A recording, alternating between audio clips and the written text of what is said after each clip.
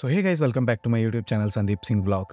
आपने home tour की video तो बहुत सारी देखी होगी, लेकिन आज मैं जो आपको दिखाने वाला हूँ वो है मेरे विलेज टूर की वीडियो। मेरा गांव बिहार में छपरा जिला में दिगवाड़ा रेलवे स्टेशन से करीब 2 किलोमीटर दूर गंगा नदी के किनारे बसा बहुत ही प्यारा सा छोटा सा गाँव है। मेरे गाँव में घरों की संख्या की अगर बात करें तो करीब करीब 55 से 60 घर होंगे। इस गाँव में मेरा जन्म तो नहीं हुआ था, लेकिन हाँ, मेरा बचपन पूरा इसी गाँव में बीता है। देखो, हम बिहारियों के लिए क्या होता है ना कि होली, दिवाली, दशहरा, इन सबसे बड़ा एक फेस्टिवल होता है जो होता है छठ पूजा। छठ पूजा में आप अपने घर से कितने ही कोसों दूर क्यों ना बैठे हो, आपका एक बार मन तो ज़रूर करता है कि चलो यार अब घर चलते हैं।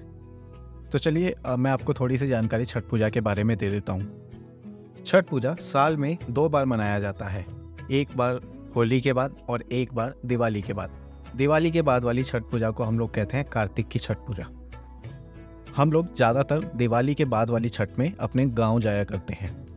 सबसे बड़ी बात, छठ पूजा बिहार में ही क्यों मनाया जाता है? क्या कभी आपने सोचा है? छठ में मेन 2 भगवानों की पूजा होती है, छठी मैया और सूर्य भगवान। इनका वर्णन महाभारत और ब्रह्म पुराण में भी हुआ था। सूर्य भगवान के बेटे थे कर्ण, और वह नदी में खड़े होकर अपने पिता की आराधना किया करते थे। साथ ही पांडवों की रक्षा के लिए द्रौपदी भी सूर्य भगवान से गुहार लगाती थी नदी में खड़े होकर। अब आखिर बिहार से ही छठ की प्रथा क्यों शुरू हुई? क्योंकि उसका सबसे बड़ा कारण है, कर्ण बिहार के भागलपुर में शासन किया करते थे।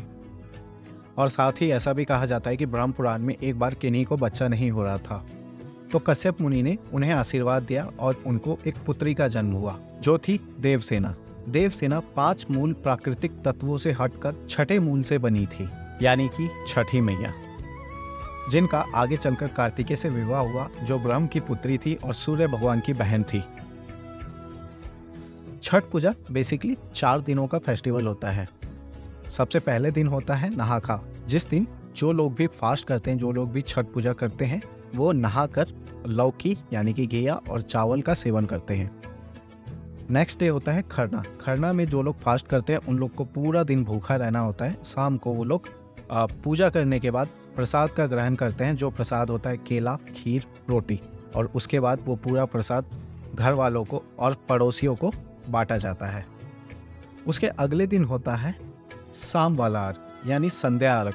शाम वाले अर्घ में डूबते हुए सूर्य की पूजा की जाती है।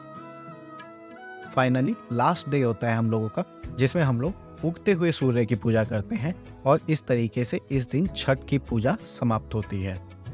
फिलहाल मेरे पास यही कुछ मेमोरीज थी जो मैं आप लोगों के साथ शेयर करना चाहता था। अगर आप लोग छठ की या फिर मेरे होम टूर की कोई डिटेल्ड वीडियो देखना चाहते हैं, please comment below. So I will make sure कि नेक्स्ट टाइम जब मैं विजिट करूं तो छठ की एक एक्टिविटी, किस तरीके से हम लोग छठ पूजा करते हैं डे 1 से लेके लास्ट डे तक, वो मैं आप लोगों के साथ शेयर करूंगा। I hope you have like the video. If you have like the video, please do like, share and subscribe. Thank you so much for watching.